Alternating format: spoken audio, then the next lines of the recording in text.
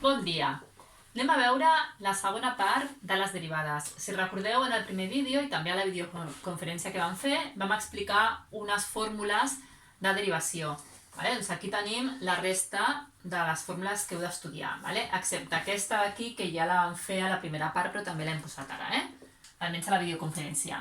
Llavors, fixeu-vos, la primera fórmula. Si jo tinc l'arrel quadrada d'una funció, la seva derivada serà 1 dividit entre 2 vegades l'arrel de la funció per la derivada de la funció. Posarem aquí un exemple.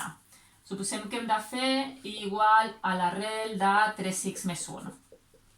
I he de fer la derivada d'aquesta funció. Doncs fixeu-vos, utilitzant aquesta fórmula, la derivada serà 1 dividit entre 2 vegades l'arrel de tota la funció, per tant, de 3x més 1, i ara per la derivada de la funció, la regla de la cadena, i la derivada d'aquí dintre, recordeu que la de 3x és 3 i la de 1 és 0, per tant, per 3. És a dir, 1 per 3, 3, 2 vegades l'arrel de 3x més 1. Aquí tenim un exemple de l'arrel. Fixeu-vos que aquesta, de fet, és la mateixa fórmula que vam fer a la primera part, que si jo tenia una funció elevat a un exponent, la derivada era a per la funció elevat a menys 1 per la derivada de la funció. Per tant, podia utilitzar aquesta fórmula posant que això seria el mateix que 3x més 1 tot elevat a 1 mig. I llavors podeu aplicar aquesta fórmula i veureu que surt el mateix. El que passa és que és molt més ràpid directament utilitzar aquesta fórmula perquè l'arrel és una funció que surt molt i acabareu abans si us apreneu aquesta fórmula. Si en comptes d'una arrel quadrada tingués una arrel cúbica, no hi ha cap fórmula. És a dir, aquí el que heu de fer és elevar a 1/3 i llavors utilitzar aquesta fórmula. I si aquí tinc una arrel quarta, doncs això serà elevat a 1/4 i utilitzo aquesta fórmula d'aquí. Per tant, aquí tenim un exemple de la primera fórmula. Anem a la segona, aquesta.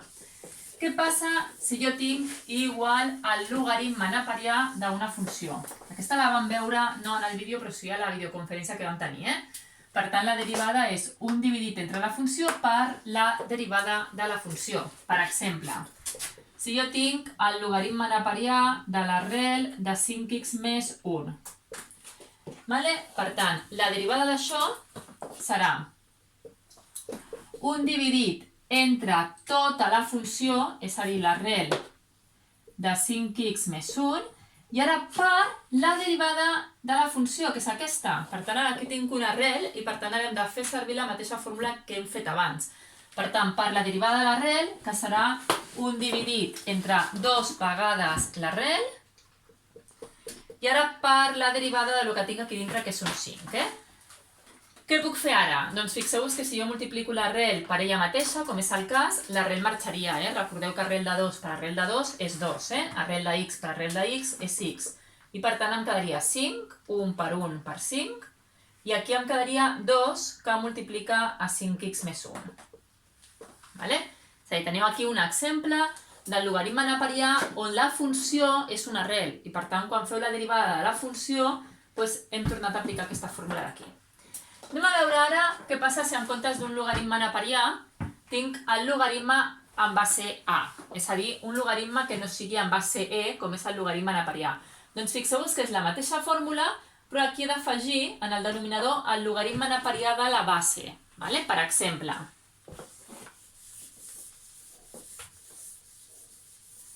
si tenim la funció i igual al logaritme en base 3 de x al quadrat més 1, i he de fer la derivada d'aquesta funció, doncs fixeu-vos que la derivada serà 1 dividit entre tota la funció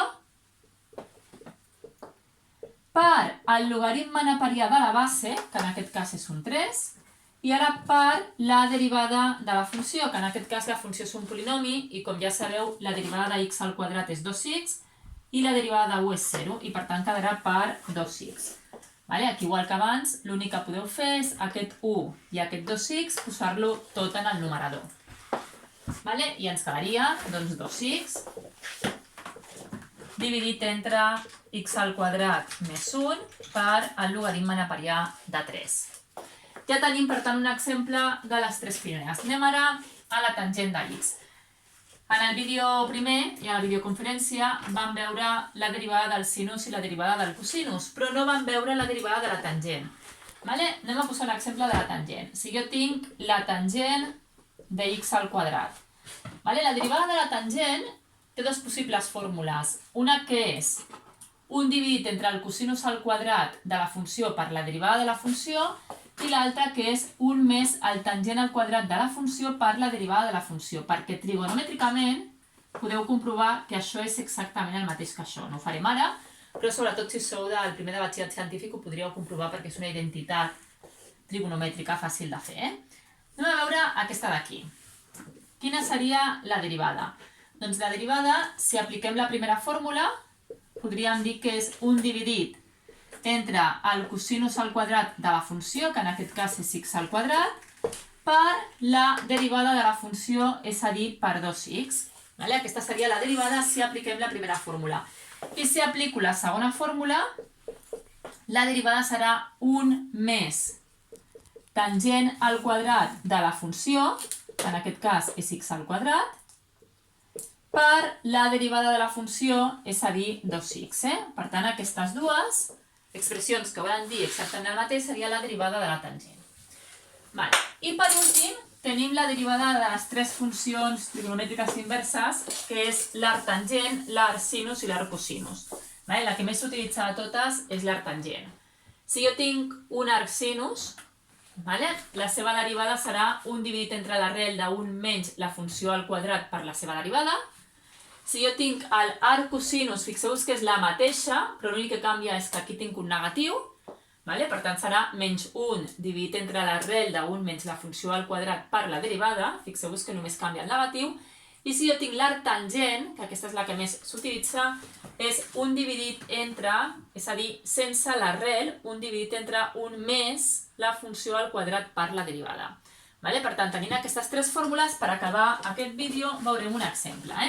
Suposem que jo tinc arctangent de 5x. Fixeu-vos, com faríem la derivada si utilitzem la fórmula? La derivada serà 1 dividit entre 1 més la funció, que en aquest cas és 5x, tot al quadrat, i ara per la derivada de l' d'aquí dintre, que és un 5.